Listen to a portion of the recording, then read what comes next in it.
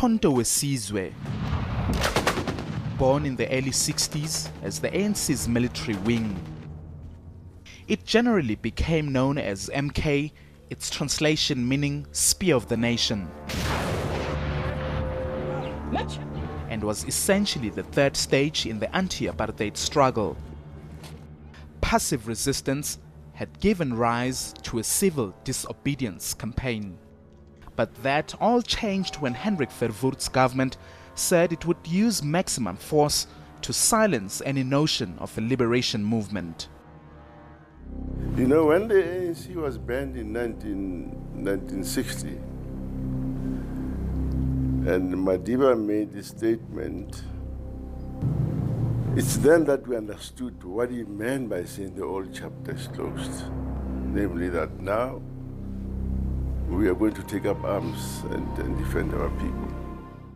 There are many people who feel that it is useless and futile for us to continue talking peace and non-violence against a government whose reply is only savage attacks on an unarmed and defenseless people. It may have been a military movement, but MK's ultimate goal was to force the apartheid regime to engage the ANC in peaceful negotiations.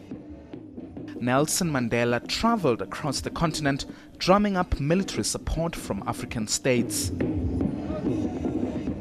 MK launched its first guerrilla attack in December 1961, targeting government installations and structural apartheid symbols.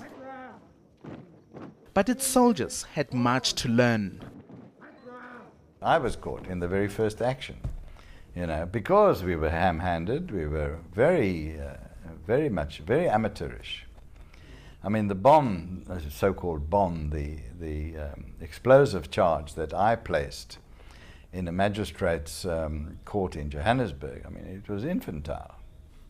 So, and the way we did the operation was very amateurish. And all our people who were involved will tell you, we were total amateurs. I mean, the way some of our people, when some of our people were instructed to go and learn how to make a bomb, what did they do? They went to libraries and read books, because we didn't have the know-how.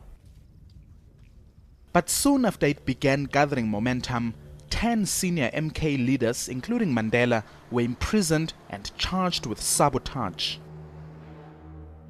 The case came to be known as the Rivonia trial, ending with the ANC and SACP's top brass being sentenced to life in prison.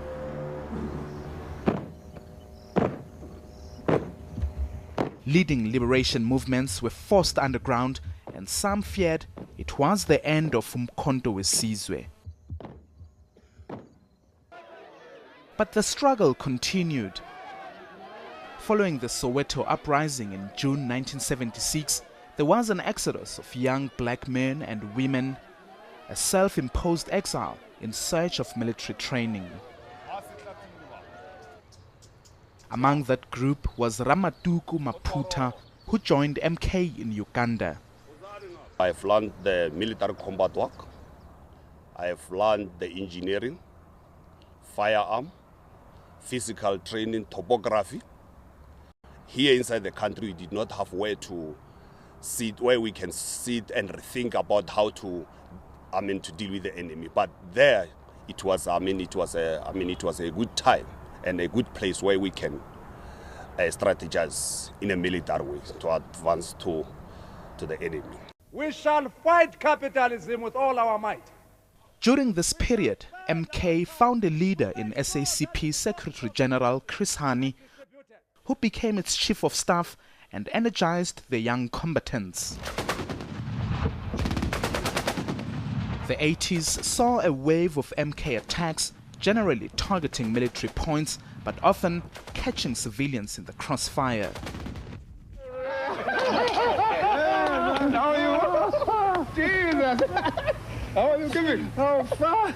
As the decade wore on, change began blowing across the country. Many political prisoners were being released.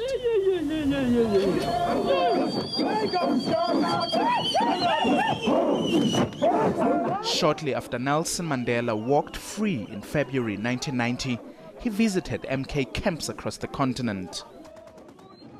Oh, the mood was electric, I can tell you. You know, having been born so many years ago, hearing of this giant called Nelson Mandela, whom no one else has seen. But it was, for us, you know, a big day to see this giant called Nelson Mandela. All of us wanted to see him. We unfortunately didn't have cameras. By August 1990, MK operations had been suspended in preparation for the dismantling of apartheid. Many soldiers returned home to a hero's welcome. In 1994, as Nelson Mandela ascended to the presidency, it was time for MK to put down its arms, with many being integrated into the existing military to form the new South African National Defence Force. But there wasn't space for all of them. Hit by unemployment and poverty, some soldiers became disillusioned, resentment crept in. Many believe MK veterans were directly involved in a surge of violent crime, attacks often being carried out with military precision. It's an image that continues to haunt Umkhonto Sizwe's place in the new South Africa, despite its profound contribution to dismantling white minority rule. Know more about your world. eNCA.com